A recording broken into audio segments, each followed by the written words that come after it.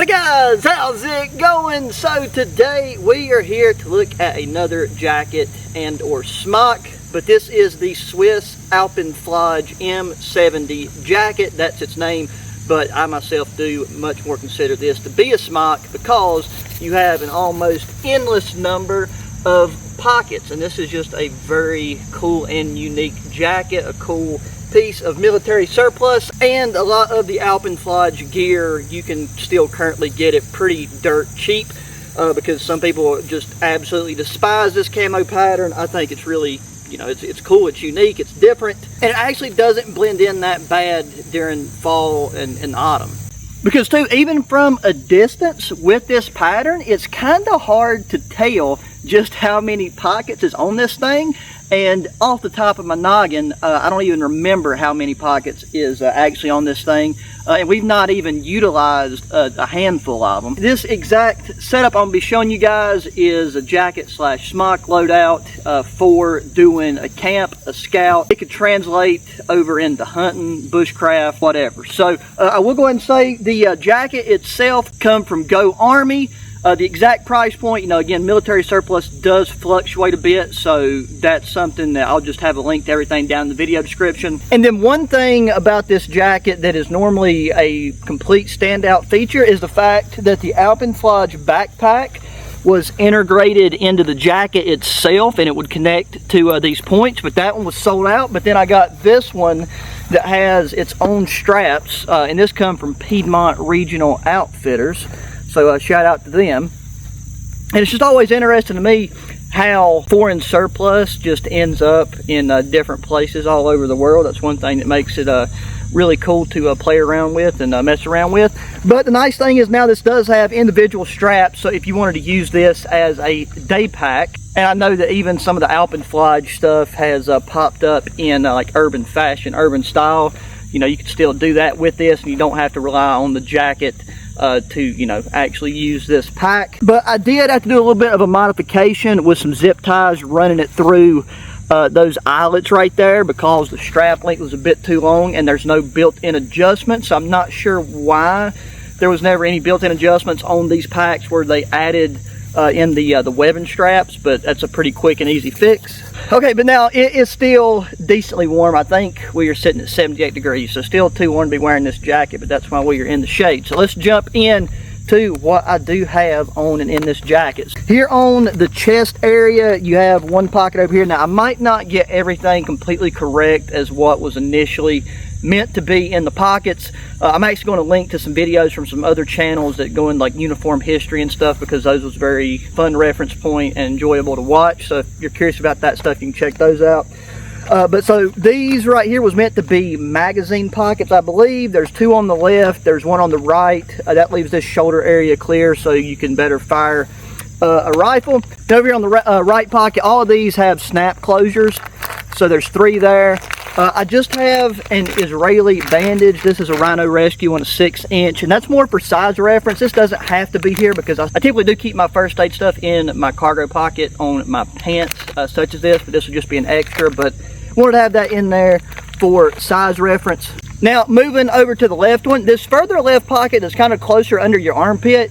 You don't really want to put much in there because if you got to do anything across your body or something, it can be in the way. So I just have a singular thin item in there, and that is one of these carnivore bars. It's just a really good pemmican style snack, so that just fits in there really well.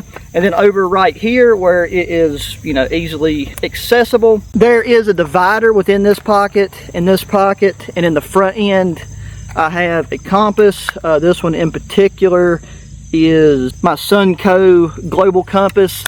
And then you have this little metal hook here that I believe its original intended purpose was that would be a place where they could take their helmet, clip it on, it could dangle here, quick and easy to get to, but still off their head.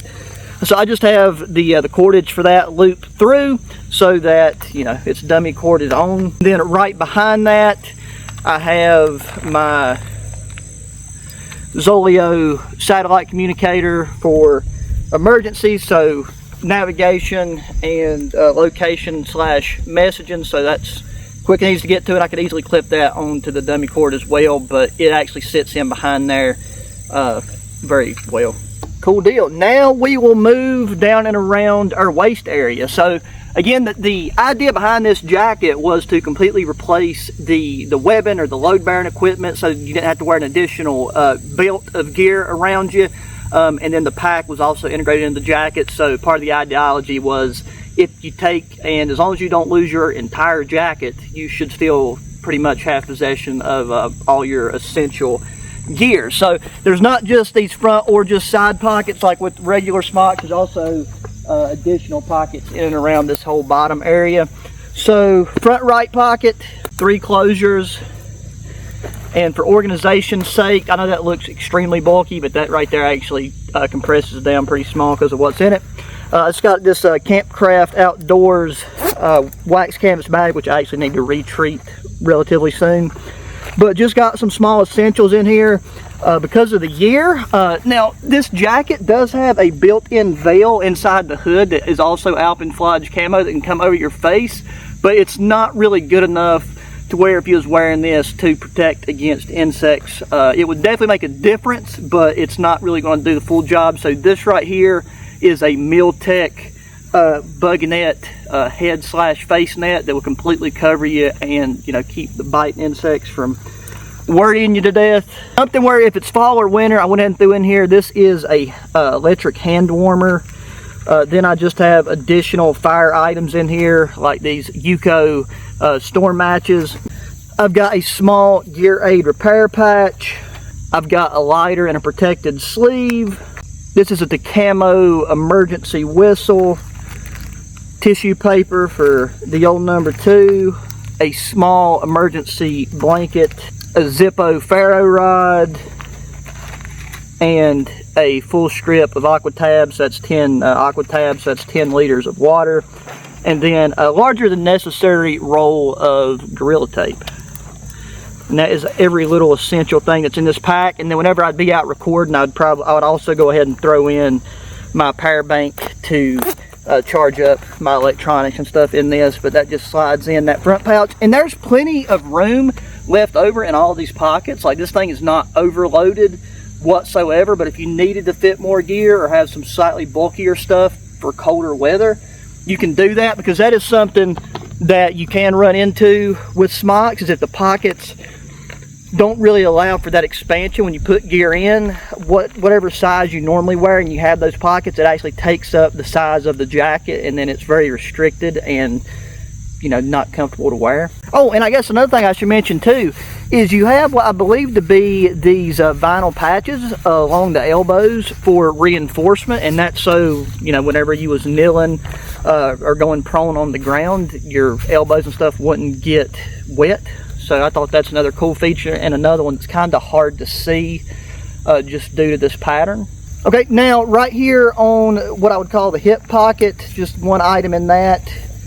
Right there is a U.S. military canteen. Does not have the cook cup with it because we have another vessel for cooking and warming food. Before we get to the back pockets, let's just rotate around here. So here at the front left, this is another you know, quick access utility type pocket that has stuff in it that I might need at hand a little bit quicker, but is probably only half full. Right here, got my Varsjolika knife. Carbon steel, Scandi grind, has 90-degree spine for striking a ferro rod. And I've experimented around with painting because I had a black sheath, and I'm going to re-go over that soon. I have my water filtration method, quick and easy at hand. You know, I do have the tablet, so if you just want to scoop up some clear water, drop one of those in, wait 30 minutes, you can. But this is my Hydro Pack water filter and 1 liter bladder, so I can just fill this up, screw this on, and fill up my canteens very quickly. Then finally, I have a roll of jute twine for shelter setup, and my Coast headlamp with the red light feature. And it has a really long runtime, because I mean, I could put like a smaller headlamp in here, but this would last you multiple nights, no problem. And that is everything in that pocket. Okay, so and then now to the left hip pocket, which it doesn't line up as perfectly with your hip as our right side. It's like this one right here is more perfectly the size of the canteen that we have in it, whereas this left pocket kind of goes like from your hip and touches your left butt there, so it's a bit larger, which is why I decided to put in our mess kit, because it's not something where we would need to really get to it super quickly anyways. But this is another cool piece of military surplus that also come from Piedmont Regional Outfitters, and it is a Romanian mess kit. It's a really nice thick heavy-duty stainless steel. Still looks practically brand new on the inside despite the scuffs and scrapes here on the outside. But you have a nice large pot that you could use for cooking or boiling water or just heating up a ration type meal. Then you also have a pan slash cup. You could use this to drink out of, you know, make coffee in it.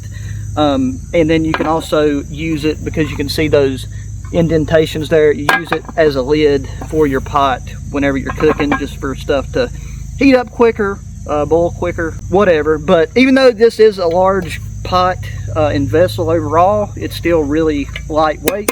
And I've got the German 3-piece mess kit that's pretty much like the exact same design, and I do know that I really like using it. Decided to opt for this one because we're doing some stuff that's a little bit more niche.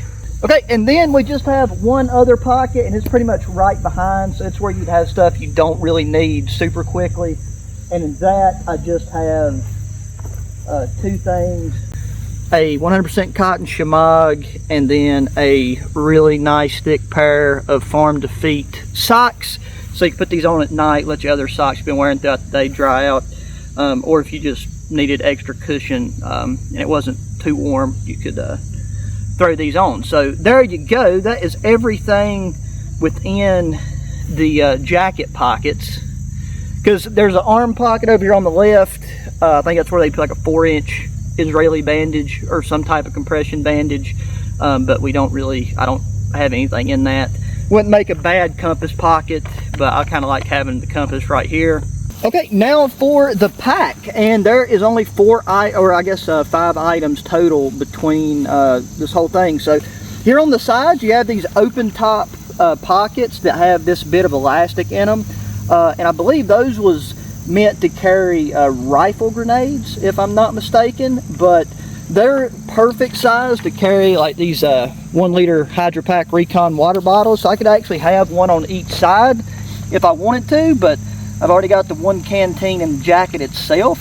And then over on this side in this pocket, I have an ORC Industries US military poncho in OD green. So that is our rain protection and our cover element, like our shelter that we would use when using this for an overnighter.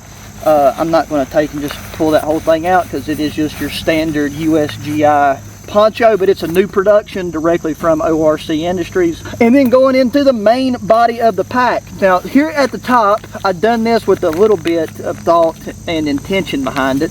I've got a thick contractor bag that I took and stuffed down and draped over the 2 other components in here, just to act as a bit of initial rain protection if you're going through just a shower or something, because this isn't water repellent by nature and it doesn't have any treatment on it, but you would still get a bit of runoff to begin with. So if you have that on top, you wouldn't necessarily need to like immediately pull out your poncho. But that's our contractor bags. And then here I have got our Snug Pack Jungle bag with the built-in mosquito netting. So it essentially acts as not only your cover, your insulation, but it also keep the flying insects and crawling insects from getting in and cuddling with you. And 2, because you can unzip it fully, you can drape it around yourself like a blanket, so it's multifunctional. And then finally, something that's a bit overkill, but since I had this in mind for actually camping, and we will do an overnighter with this thing once it cools off and fall gets here, this is a Tepa sleeping pad, so a lot of comfort and also insulation from the ground. And you could also stuff this with insulation, but if I was using this particular contractor bag as a ground mat, because it's not a full 55-gallon drum liner, I think this is either 35 or 40 gallons, I would cut this open and just use it as the moisture barrier between us and the sleeping pad and then the ground. But that is everything that is in the pack. So there you have it, guys. That is the Swiss M70 field jacket slash smock. Again, just a really cool piece of a military surplus.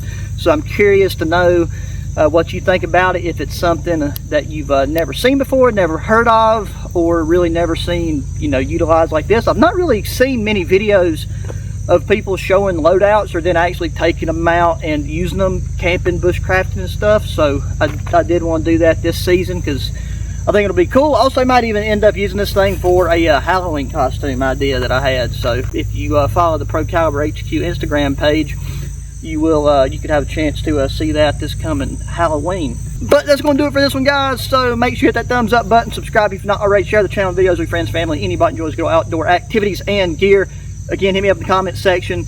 Check the description down below for links to all the gear that you've seen here. Sometimes I can hook y'all up with discount codes, so it's always worth checking out. Just launched the first video on the ProCaliber shooting channel in a long time, and I plan on doing more videos on there around firearms, shooting sports, and shooting gear. So if that's your thing, go check it out. But until the next one, guys, adios.